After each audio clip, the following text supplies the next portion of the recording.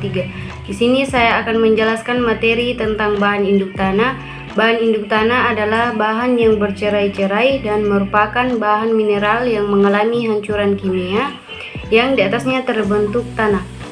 Bahan induk sendiri merupakan bahan utama pembentukan tanah. Bahan induk tanah dapat berasal dari batuan induk yang langsung berasal di bawahnya. Dapat pula berasal dari batuan induk yang lokasinya jauh dari lokasi keberadaan bahan induk tanah saat ini. Batuan induk dapat dikelompokkan menjadi 3 bagian, yaitu batuan beku, batuan sedimen, batuan metamorf. Semua jenis batuan dapat lapuk membentuk material yang tidak padu dan mudah dipindahkan dari satu lokasi ke lokasi lainnya. Melalui proses pelapukan, batuan induk itu akan hancur menjadi bahan induk, kemudian akan mengalami pelapukan dan menjadi tanah dalam waktu religius lama. Susunan kimia dan mineral bahan induk akan mempengaruhi intensitas tingkat pelapukan dan vegetasi di atasnya. Pengaruh bahan induk tanah terhadap pembentukan tanah ditentukan oleh sifat bahan induk, tekstur, komposisi mineral, dan tingkat kemantapan. Bahan induk ini akan berpengaruh pada sifat-sifat tanah yang terbentuk. Misalnya saja, bahan induk yang berupa batuan granit dan pasir akan menghasilkan tanah berpasir dan bertekstur kasar. Nama saya Sulsia dengan NIM A1P1230019. Di sini saya akan menjelaskan macam-macam batuan. Pertama, batuan beku. Batuan beku terbentuk dari pembekuan magma. Macam batuan beku antara lain grasil, diorit, agnesif, dasif, balsat, gabbro. Batuan beku tersusun atas mineral primer seperti kuarsa, felspat, dan mineral-mineral lain yang berwarna kalem mencakup biortin, augit, dan lain-lainnya. Kedua, batuan sedimen. Batuan sedimen dihasilkan dari pembatuan kembali atas material endapan hasil pelapukan batuan induk, jenis batuan, serta dapat pula merupakan hasil pembatuan kembali dari batuan gunung api. Ketiga, batuan malihan. Batuan malihan atau metamorfosis atau perubahan bentuk dari batuan lain atau batuan beku dan batuan sedimen. Assalamualaikum warahmatullahi wabarakatuh. Saya Wulan Daruslan dengan NIM A1P1230025 menjelaskan bahan induk tanah dikelompokkan menjadi 2, yaitu 1. Mineral anorganik. Bahan induk tanah anorganik merupakan hasil pelapukan dari batuan beku, sedimen, dan batuan metamorf. Sebelum menjadi tanah, batuan tersebut mengalami proses yang disebut fase hancuran iklim fisik dan fase hancuran iklim kimia. Kedua fase tersebut dapat berlangsung secara bersama, tidak bersama, atau hampir bersama sehingga sulit untuk dibedakan. Fase hancuran iklim fisik, di dalam fase ini batuan mineral, khususnya mineral baku, mengalami perubahan fisik. Perubahan fisik tersebut adalah penghancuran batuan berukuran besar menjadi lebih kecil tetapi tidak mengalami perubahan sifat kimia. Berlangsungnya fase penghancuran fisik ini dipengaruhi antara lain oleh sinar matahari, iklim, faktor biologis, tekanan air, dan tekanan udara. Kedua, fase hancuran iklim kimiawi. Di dalam fase ini, batuan induk atau batuan yang sudah kecil pun mengalami penghancuran yang diikuti dengan perubahan susunan kimiawinya. Selain terjadi penyelunyapan mineral-mineral tertentu, dalam fase ini juga terjadi penyusunan kembali hasil-hasil larutan atau hancuran. Kedua, mineral organik tersusun dapat dikelompokkan menjadi dua mineral hasil primer dan sekunder. Mineral primer adalah mineral yang terbentuk langsung dari proses geologis pertama yang melibatkan pendinginan dan kristalisasi magma atau larutan mineral.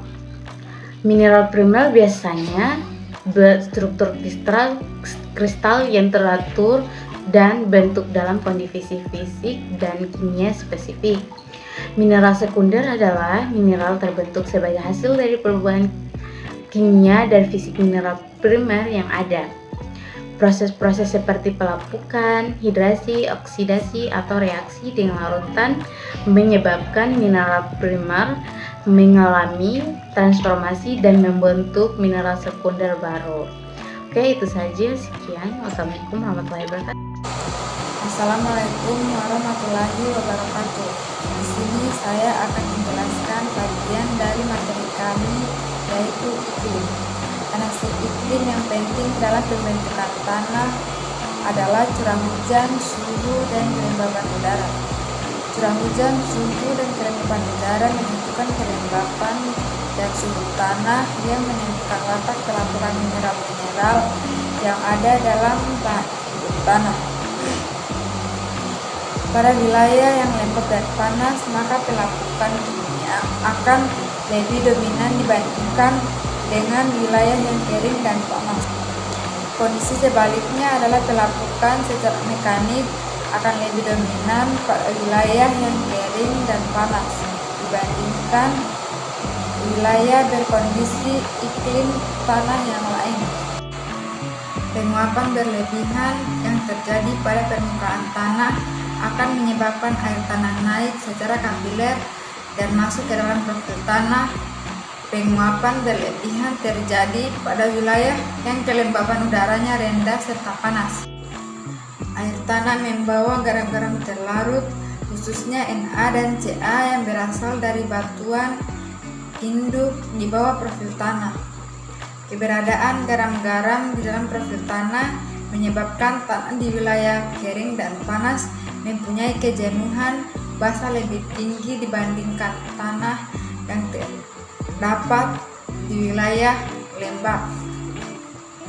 Pengaruh iklim pada pembentukan tanah tidak saja berlangsung secara individual, namun juga berlangsung secara kompleks bersama dengan faktor pembentuk tanah lain.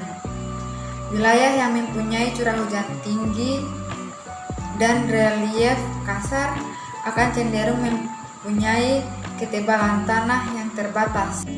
Wilayah yang mempunyai curah hujan tinggi dengan kondisi permukaan tanah yang tertutup vegetasi lebat akan mempunyai lapisan tanah yang relatif tebal. Wilayah berbatuan karbonatan di bawah iklim sejuk dan lembab akan menghasilkan tanah yang relatif tebal dibandingkan wilayah yang beriklim kering dan panas. Masih banyak contoh lain di mana iklim berpengaruh secara tunggal terhadap pembentukan tanah. Mungkin itu saja materi yang bisa saya jelaskan. Lebih dan kurangnya mohon dimaafkan. Wassalamualaikum warahmatullahi wabarakatuh. Warahmatullahi wabarakatuh. Perkenalkan, nama saya Al-Muiz dengan NIM A1B1233031. Saya akan menjelaskan tentang organisme, relief, waktu, dan manusia. Organisme merupakan faktor pembentukan tanah aktif bersama-sama dengan iklim. Peranan organisme sangat luas dalam pembentukan tanah. Akar tanaman akan melebarkan pori tanah sehingga aerasi tanah menjadi baik. Akar tanaman menyerap air di dalam profil tanah sehingga terjamin tidak berada dalam kondisi jenuh. Keberadaan organisme tanah sangat terkait dengan kondisi iklim. Pada umumnya di bawah kondisi iklim yang sesuai untuk pertumbuhan tanaman tingkat tinggi akan menjamin kehidupan organisme lain baik makro maupun mikro. Relief Analisis relief yang penting dalam kaitannya dengan pembentukan tanah adalah sudut lereng tinggi tempat. Tinggi tempat memengaruhi suhu yang lebih rendah. Sudut lereng menentukan semakin besar maka jumlah lapisan semakin dominan terhadap infiltrasi. Analisis relief yang lain juga memengaruhi terhadap pembentukan tanah adalah hadap lereng serta posisi lereng terhadap wilayah sekitar. Waktu. Pada prinsipnya semakin panjang kurun waktu perkembangan tanah berlangsung maka tanah akan semakin miskin unsur hara karena sebagian unsur hara telah tanah semakin pucat karena hanya tertinggal unsur resisten berupa mineral alumino silikat. Manusia merupakan faktor pembentukan tanah yang aktif. Berbagai aktivitas manusia di atas permukaan tanah dalam rangka memenuhi kebutuhan hidupnya telah banyak memengaruhi proses pembentukan tanah. Bentuk-bentuk pemanfaatan sumber daya tanah oleh manusia yang memang memengaruhi proses pembentukan dan perkembangan tanah oleh manusia dapat dikelompokkan menjadi dua, yaitu manipulasi faktor pembentukan tanah aktif tanah dan manipulasi faktor pembentukan tanah pasif. Assalamualaikum warahmatullahi wabarakatuh. Perkenalkan, nama saya Dwi Novianti dengan NIM A1P1230037. Saya akan menjelaskan macam-macam pembentukan tanah. Yang pertama, penambahan material. Penambahan material baru dapat berubah material organik dari sisa makhluk hidup maupun mikrobika, yang artinya makhluk hidup berukuran kecil seperti jamur. Material anorganik berupa senyawa mineral hasil dari pelapukan batuan. Yang kedua, pengurangan. Selanjutnya ada penambahan dan ada pula pengurangan. Pengurangan atau kehilangan dapat bersifat sedikit seperti yang disebabkan karena proses erosi. Dapat pula berupa kehilangan massa tanah sehingga seluruh profil hilang seperti disebabkan tanah longsor. Yang ketiga, translokasi atau perpindahan. Translokasi merupakan perpindahan partikel tanah khusus yang berukuran lempeng hingga maksimum debu. Translokasi ke tanah umum terjadi di daerah yang mempunyai iklim basah sel akibat dari pergerakan air infiltrasi. Yang terakhir, 4. Transformasi. Transformasi yang terjadi pada profil tanah melibatkan berbagai proses reaksi kimia seperti hidrolisis, oksidasi, dan redukasi sebuah senyawa-senyawa yang lebih sederhana dipandang sebagai sebuah proses transformasi karena menghasilkan senyawa baru.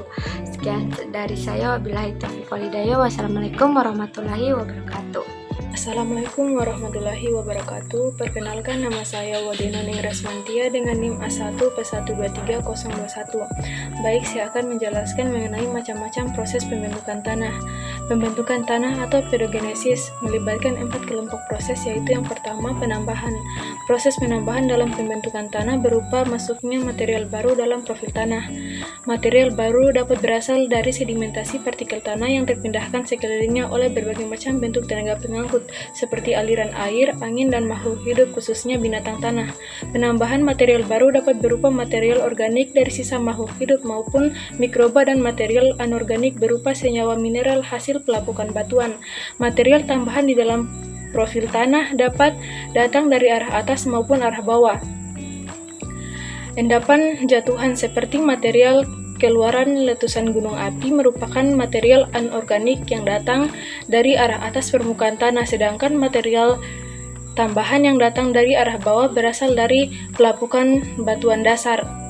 Maka akibat dari proses penambahan material baru, maka profil tanah menjadi semakin tebal.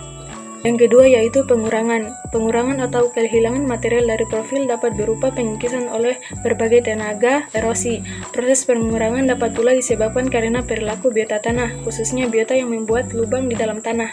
Pengurangan atau kehilangan dapat bersifat sedikit demi sedikit seperti proses erosi.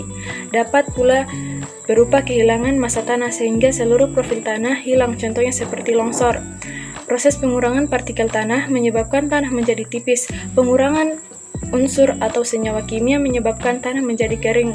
Pengurangan atau kehilangan tanah yang bersifat partikel tanah dapat diartikan sebagai penuaan tanah.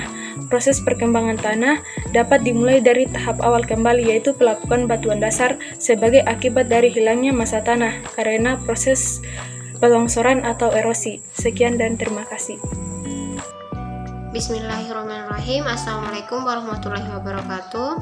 Perkenalkan, nama saya Yulmiati dengan NIM A1P1230027. Di sini saya akan melanjutkan materi selanjutnya, yaitu tentang macam-macam proses pembentukan tanah. Baik, langsung saja. Yang ketiga yaitu translokasi. Translokasi merupakan perpindahan partikel tanah, khususnya yang berukuran lempung hingga maksimum debu. Translokasi partikel tanah umum terjadi di daerah yang mempunyai iklim basah sebagai akibat dari pergerakan air infiltrasi. Sedangkan translokasi partikel tanah yang terjadi pada wilayah yang beriklim kering disebabkan karena adanya pergerakan air kapiler dari bawah ke atas. Proses translokasi dapat pula berlangsung secara vertikal ke arah atas karena berbagai proses biotis akibat aktivitas binatang tanah yang mengaduk lapisan tanah bawah dan lapisan tanah atas.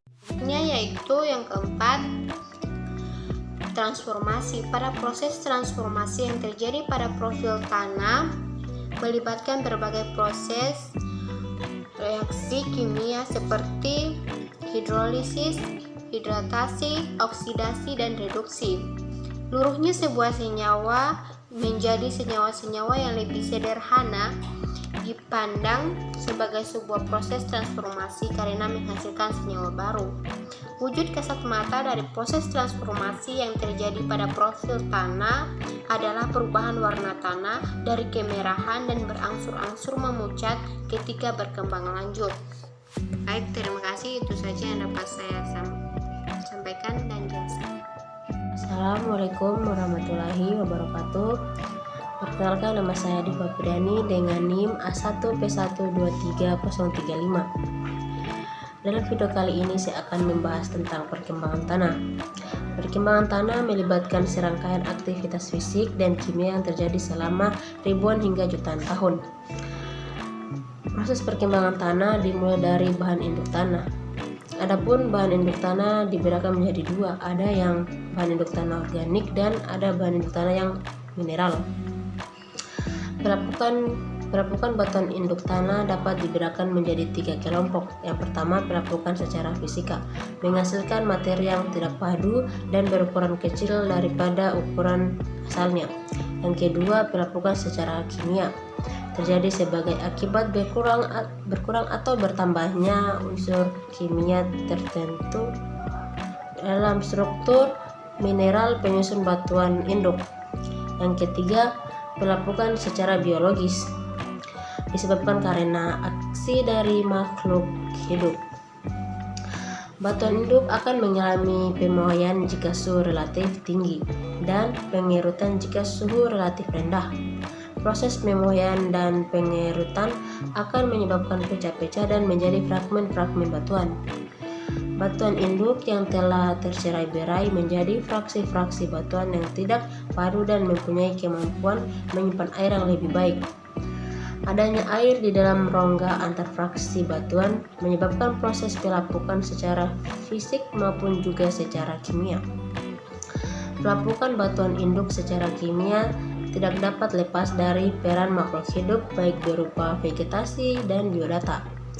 Perpindahan material lapukan batuan induk dari tempat asal terbentuknya dapat disebabkan karena aliran air, angin, tenaga gravitasi, luncuran es, dan hempasan gelombang air laut. Adapun horizon tanah terbentuk sebagai akibat dari perubahan-perubahan yang terjadi pada lapisan bahan induk tanah sebagai akibat dari perpindahan material halus dan unsur basah di lapisan permukaan ke lapisan bahan permukaan.